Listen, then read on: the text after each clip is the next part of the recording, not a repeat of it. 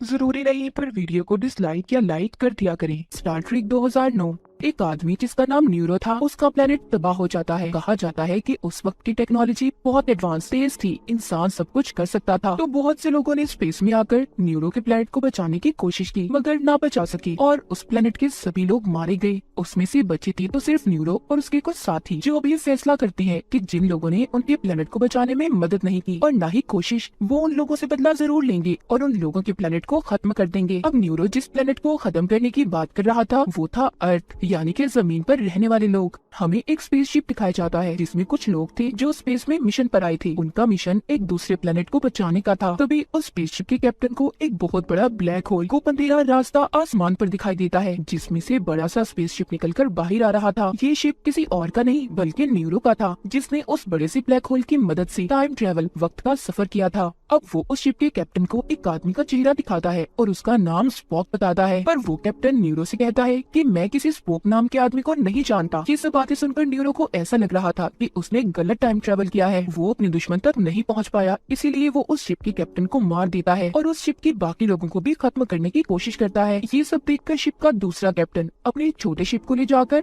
Neuro से टक्कर करने वाला था, ताकि वो उसके शिप को तबाह कर सके। अब जो लोग यहाँ पर मिशन पर आए थे उनमें दूसरे कैप्टन की बीवी भी थी, जो माँ बनने वाली थी, जिसकी हालत बहुत खराब हो रही थी। थोड़ी ही देर बाद दूसरे कैप्टन की बीवी के यहाँ एक बच्चा पैदा होता है। कैप्टन अपने बच्चे का नाम जेम्स रखता है, जिसके बाद वो अपने शिप को ले जाकर न्यूरो के शिप से टक्कर कर देता है, जिससे उस कैप्टन की मौत हो गई थी। पर उसने अपने शिप के सभी लोगों को बचा लिया था, जिसमें उसकी बीवी और बच्चा भी था। अब कुछ सालों बाद हम कैप्टन के उसी बच्चे को देखते हैं जो काफी बड़ा हो चुका था। वो अपने सौतेले डैड की गाड़ी को चुराकर तेज स्पीड में चला रहा था। उसके पीछे पुलिस लगी हुई थी, क्योंकि वो इतना बड़ा नहीं था कि वो गाड़ी को चला सके। तभी उसकी टक्कर होती है। वो एक पहाड़ी से नीचे गिरने वाला था, मगर बच जाता है। इसके बाद अब हम एक दूसरे प्लेनेट पर छोटे स्पोक को देखते हैं। ये वही बच्चा था जिसके बारे में कहानी के शुरू में न्यूरो ने कैप्टन से पूछा था ऐसा क्यों था और ये सारा चक्कर क्या था। ये हमें कहानी में आगे जाकर पता चलेगा। पर अभी स्पोक बहुत छोटा था और बहुत ज्यादा ज़हीन कि उसे हर छोटी से छोटी चीज लिखी या पढ़ी हुई याद रहती थी। पर जिस प्लेनेट पर स्पोक रहा करता था वहाँ के लोग उसे कभी भी काम में या किसी भी मिशन में शामिल नहीं करते थे, क्योंकि उनका मानना ये था कि स्पोक की मॉम एक आम इंसान है। इसी तरह स्पोक बड़ा हो गया था। उसके चेहरे पर हमेशा मायूसी रहती थी, क्योंकि उसके प्लेनेट के लोगों ने उसे कभी कबूल ही नहीं किया। अब स्पोक बड़ा तो हो गया था, पर वो किसी भी तरह प्लेनेट के लोगों के सामने खुद को बेहतर साबित करना चाहता था। दूसरी तरफ हम जेम्स को देखते हैं, जो जैसे जैसे बड़ा हो रहा था अय्याश और बदतमीज बनता जा रहा था। वो एक बार में लड़की के साथ फ्लर्ट करता है या फिर उसे अपनी बातों में लगा रहा था। तभी उसे बार के सिक्योरिटी गार्ड्स बाहर जाने का कहते हैं, मगर वो नहीं चाहता। इस बात पर गार्ड्स उसकी खूब पिटाई करते हैं। तभी वहाँ पर एक आदमी आ गया था जो किसी स्पेसशिप का कैप्टन था। वो जेम्स से बात करता है और कहता है कि तुम्हारे डैड के साथ मैं काम कर चुका हूँ, जिन्होंने 800 लोगों की जान बचाई थी। ये आदमी उसी दूसरे कैप्टन की बात कर रहा था जो लोगों को न्यूरो से बचा रहा था, यानी कि वो जेम्स के डैड थे। वो आदमी अब जेम्स से कहता है, मैं जानता हूँ तुम भी अपने डैड की तरह बहुत बहादुर हो। तुम्हें अपनी जिंदगी में सिर्फ एक मकसद चाहिए। तुम हमारी एकेडमी को ज्वाइन करो, तुम भी स्पेस में जा सकते हो, तुम्हें बहुत अच्छी ट्रेनिंग दी जाएगी। वैसे तो जेम्स इन चीजों को पसंद नहीं करता था, पर उस कैप्टन की बातों का उस पर बहुत गहरा असर हुआ था। वो इनकी एकेडमी को ज्वाइन कर लेता है। उधर ही जेम्स उस लड़की को भी देखता है जिसकी वजह से इसने बार में मार खाई थी। अब जिन जिन लोगों ने इस ट्रेनिंग प्रोग्राम में हिस्सा लिया था 3 साल बाद सब अपने कामों में माहिर हो गए थे। इन्हें अब इनकी पोस्ट दी जानी थी, मगर इससे पहले उन्हें एक टेस्ट को पास करना होगा। वो था कि दुश्मन से कैसे अपने स्पेसशिप को रेस्क्यू बचाना है। ये प्रोग्राम स्पोक ने डिजाइन किया था और इस टेस्ट को पास करना हर किसी के बस की बात नहीं थी। पर जेम्स उस टेस्ट को ऐसे पास करता है कि जैसे वो इस काम में बहुत ही माहिर हो। स्पोक जब जेम्स की इस महारत को देखता है तो उसे ऐसा लगने लगा था कि जेम्स चीटिंग से टेस्ट को पास करता है। वो उसके खिलाफ अपनी अदालत में केस भी फाइल कर देता है।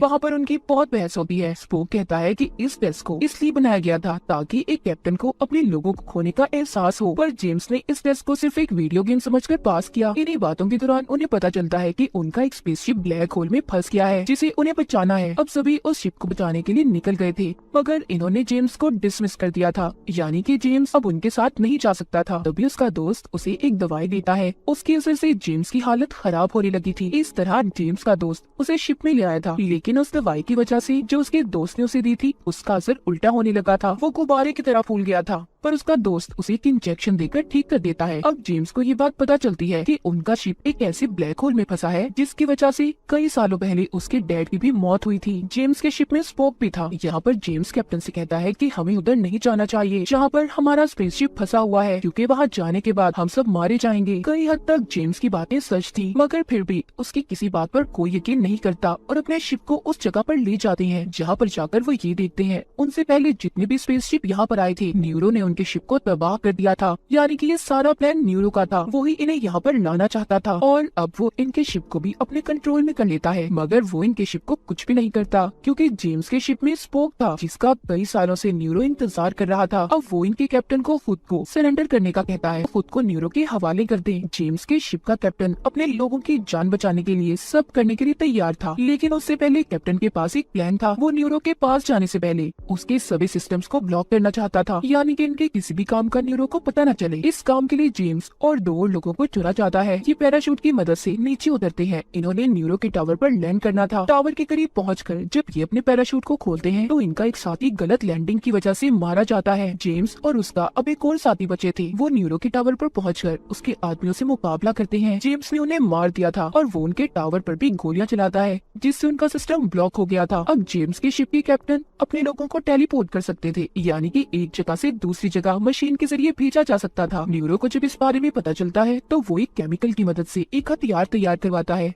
जिसकी मदद से आर्टिफिशियल ब्लैक होल बनाया जा सकता था। उसका प्लान ये था कि वो उसे स्पोक के प्लेनेट के अंदर फेंक देगा, जिससे वो ब्लैक होल स्पोक के प्लेनेट को निकल जाएगा। वो उसके प्लेनेट को तबाह होते देखना चाहता था। अब वो उस हथियार को प्लेनेट पर फेंक देता है। उधर जेम्स भी अपने साथी के साथ न्यूरो के टावर से छलांग लगाता है, जिससे वो वॉल्केनो ज्वालामुखी में गिरने वाला था, मगर उन्हें जल्द ही कैप्टन टेलीपोर्ट कर लेते हैं, जिससे वो अपने शिप में वापस आ गए थे। अब वो ब्लैक होल जो न्यूरो ने बनाया था वो स्पोक के प्लेनेट को निकलने वाला था, इसलिए वो जल्द ही टेलीपोर्ट होकर अपने प्लेनेट पर अपनी फैमिली को बचाने जाता है। अब वो जब सबको लेकर अपने प्लेनेट से वापस टेलीपोर्ट हो रहा था तो उसकी मॉम वहीं पर प्लेनेट में रह गई थी। स्पोक वापस आकर अपने प्लेनेट को तबाह होते देख रहा था। उसने अपनी मॉम को भी खो दिया था, पर अभी भी उसके चेहरे पर कुछ भी नजर नहीं आ रहा था, ना कोई उदासी ना दुख। स्पोक अपनी फीलिंग अपने जज्बात को किसी के सामने भी नहीं लाता था। उधर न्यूरो जेम्स के शिप के कैप्टन को पकड़कर बांध देता है। वो उससे उसकी एकेडमी की सारी इंफॉर्मेशन निकलवाना चाहता था। जब कैप्टन उसे कुछ भी बताने से मना करता है तो वो एक अजीब सी कीड़े को कैप्टन के मुंह में डालने वाला था, जिससे उसे बहुत तकलीफ हो रही थी। इधर शिप में जेम्स स्पोक से कहता है कि हमें हमारे कैप्टन को बचाना होगा,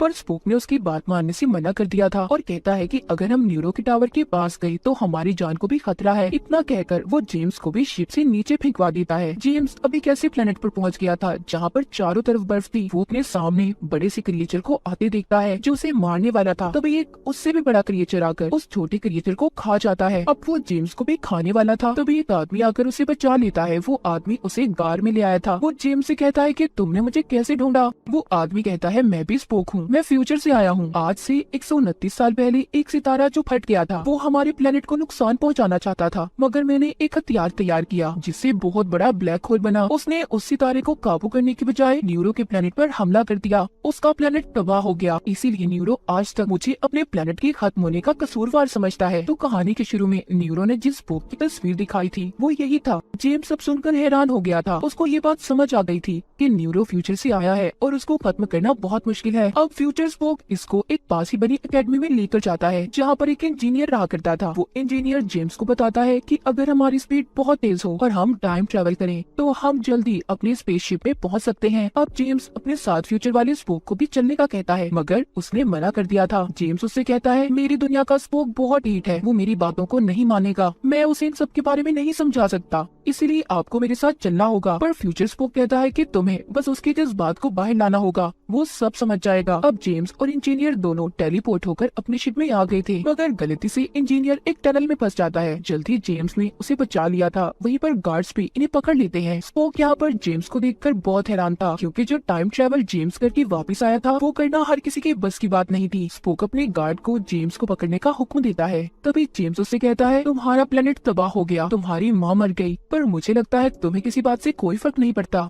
तभी स्पोक को गुस्सा आ जाता है। वो जेम्स को बहुत मारता है। यहाँ पर जेम्स उसे कुछ भी नहीं कह रहा था। स्पोक के डैड उसे रोकते हैं। अब स्पोक को ये लगने लगा था कि उसका कंट्रोल अब खुद पर नहीं रहा, क्योंकि उसके अब सारे जज्बात बाहर आने लगे थे। इसीलिए वो कैप्टन की सीट को छोड़ देता है। अब शिप का नया कैप्टन जेम्स था। वो सारी बातें जानता था कि न्यूरो को कैसे हराना है। उनके पास इंजीनियर की हाईली एडवांस टेलीपोर्ट टेक्नोलॉजी भी थी, जिस इंजीनियर को जेम्स फ्यूचर से लाया था। दूसरी तरफ न्यूरो अर्थ जमीन तक पहुंच गया था। वो ड्रिल की मदद से अर्थ के दरमियान में सुराख करने वाला था। तभी जेम्स और स्पोक न्यूरो के शिप में पहुंच जाते हैं। जेम्स आकर अपने कैप्टन को ढूंढने लगता है, जिसको न्यूरो ने पकड़ा हुआ था। जेम्स और स्पोक अलग अलग हो गए थे। उन्हें अपना कैप्टन मिल तो जाता है, पर यहाँ पर जेम्स को न्यूरो ने पकड़ लिया था। दूसरी तरफ स्पोक न्यूरो के हथियार को लेकर भाग जाता है। जब ये बात न्यूरो को पता चलती है कि उसका ताकतवर हथियार स्पोक लेकर भाग गया है, तो उसकी सारी तवज्जो अब उसे बचाने में लग गई थी। और इसी बात का फायदा उठाकर जेम्स ने न्यूरो के सभी साथियों को मार दिया था। स्पोक ने उस ड्रिल मशीन को भी तबाह कर दिया था, जो अर्थ में सुराख कर रही थी। अब स्पोक उस हथियार को न्यूरो के शिप की तरफ छोड़ देता है। जेम्स, स्पोक और कैप्टन तीनों टेलीपोर्ट होकर अपने शिप में पहुंच गए थे। उधर अब उस हथियार से ब्लैक होल बनना शुरू हो जाता है।